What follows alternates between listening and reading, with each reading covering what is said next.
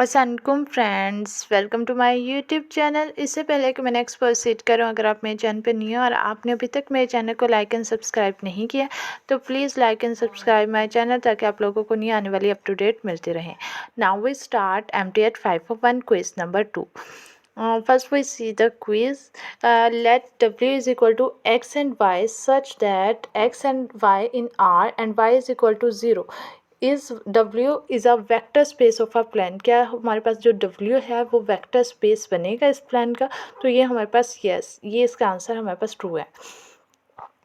Second हमारे पास आ जाते हैं according to the determinant property, यानी डिटर्मिनेंट प्रॉपर्टी के मुताबिक द डिटर्मिनेंट इक्वल टू 0। अगर किसी का चीज़ का डिटर्मिनेंट इक्वल हो जाए 0 को, इफ़ रो इस तो उसकी रो क्या होगी? हमारे पास डिटर्मिनेंट जब इक्वल हो जाता है 0 के, तो उसकी मतलब जो 2 रो होती हैं वो सेम होती हैं, या किसी रो को हम डिवाइड कर दें उसी रो से ताकि वो सेम हो जाए, तो ये हमारे पास आएगा डिवाइडेड बाय रो। नेक्स्ट आ जाते हैं a matrix has not the same determinant if we add a multiple of the column to an other column. मतलब एक मैट्रिक्स है जिसका डिटर्मिनेंट सेम नहीं है, अगर हम उसमें ऐड करते हैं या मल्टीप्लाई करते हैं किसी कॉलम को दूसरे कॉलम से, तो ये हमारे पास क्या होगा? क्या ये ट्रू होगा? नो। मतलब हैज़ नॉट द सेम, ये हमारे पास सेम नहीं होगा।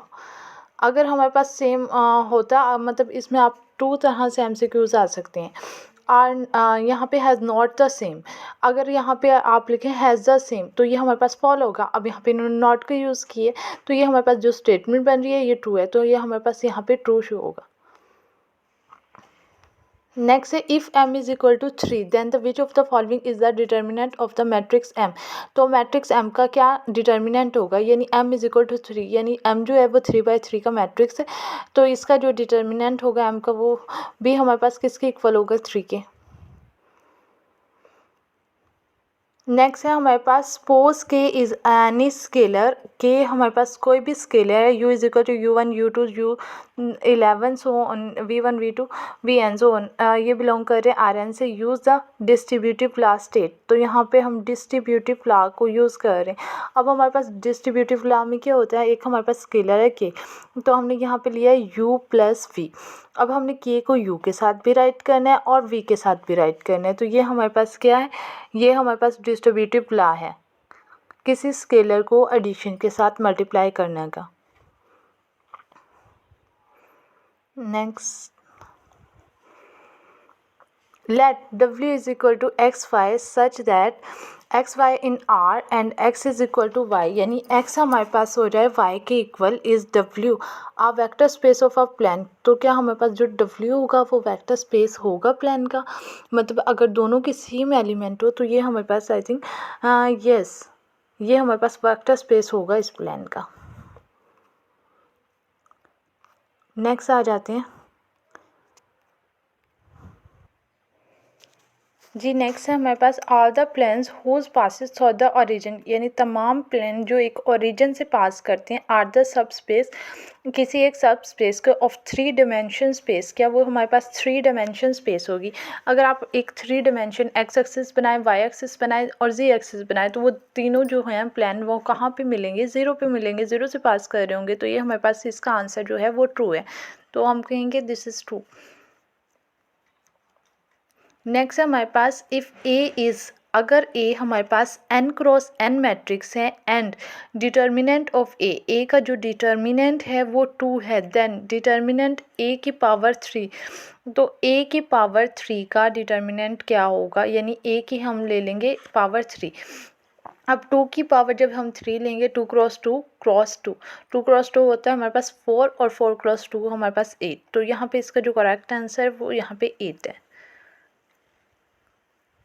Next which one is not the axiom of the vector space, इनमें से कौन सा वेक्टर स्पेस का एक्सियम नहीं है? अब देखिए फर्स्ट 0 + u, ये भी हमारे पास वेक्टर स्पेस का axiom is equal to u आ रहा है।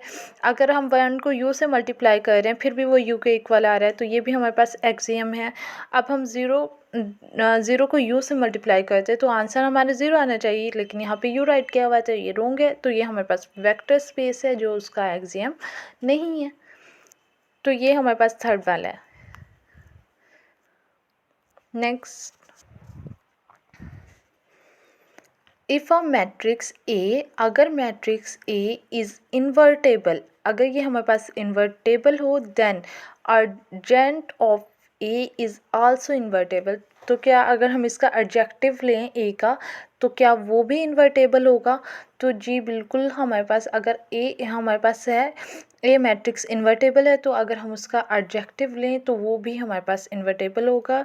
तो ये हमारे पास है ट्रू। नेक्स्ट आ जाता है the vector is a special class of, vector किस चीज़ की स्पेशल क्लास होती है? वेक्टर मैट्रिक्स की स्पेशल क्लास होती है। Vector is special class of the matrix. तो यहाँ पे जो हमारे पास करेक्ट है वो मैट्रिक्स है। नेक्स्ट,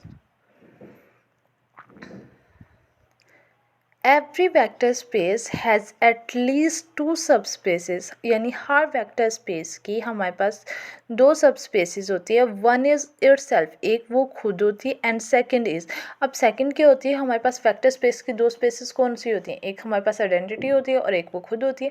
तो यहाँ पे हमारे पास इन्होंने 1 ऑप्शन दिया है कि इटसेल्फ, एंड सेकंड क्या होगी? सब स्पेस इज इक्वल टू 0। तो ये हमारे पास यहाँ पे जो सब स्पेस इज इक्वल टू 0, ये हमारे पास करेक्ट आंसर है। नेक्स्ट आ जाते हैं।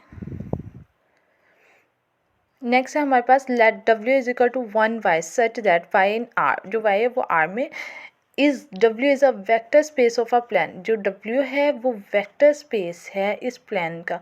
तो ये हमारे पास ट्रू है, ये फॉल्स है, तो ये हमारे पास ट्रू है। नेक्स्ट आ जाते हैं।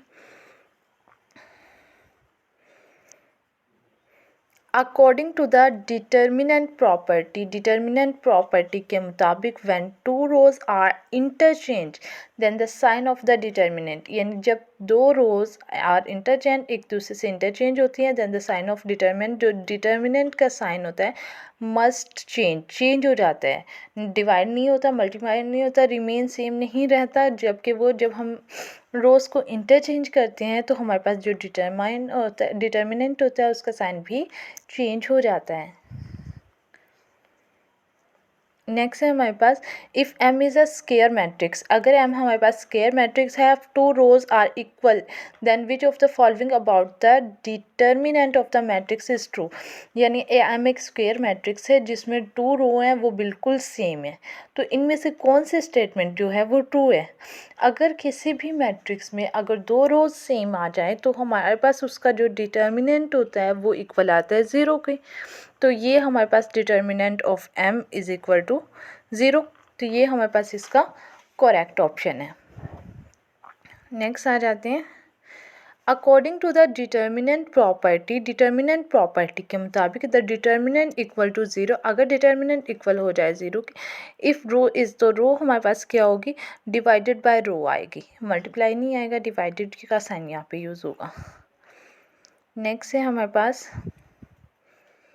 If A is a square matrix, अगर A हमारे पास एक स्क्वायर मैट्रिक्स है, then the minor of entry ith row, जो इसकी मिनर ith रो है एंड jth कॉलम है, टू बी द डिटर्मिनेंट, अगर हम इसका डिटर्मिनेंट ले ऑफ द सब मैट्रिक्स का दैट रिमेन ith रो, तो ith रो और jth कॉलम ऑफ A क्या होंगे? डिलीटेड, हम इसे डिलीट कर देंगे ith रो और jth कॉलम को।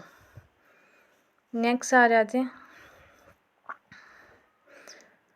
नेक्स्ट हमारे पास all the planes whose passes through the origin, वो तमाम प्लेन जो ओरिजिन से पास करते हैं, are the subspace of a 3 dimension space, क्या वो सब स्पेस होगी 3 डायमेंशन स्पेस की? यानी मैंने आपको पहले भी बताया कि हमारे पास ओरिजिन से अगर हम 3 प्लेन पास करें XYZ, तो वो ओरिजिन से ही पास करेंगे, जो उनकी सब स्पेस होगी, सब स्पेस ऑफ 3 डायमेंशन, तो वो क्या होगी? सब स्पेस होगी 3 डायमेंशन की। तो ये हमारे पास क्या है? ट्रू है। I hope you well be understand. अगर आपका कोई भी क्वेश्चन हो या कोई भी क्यूरी, आप विदाउट हेजिटेशन कमेंट में पूछ सकते हैं। Thank you for watching.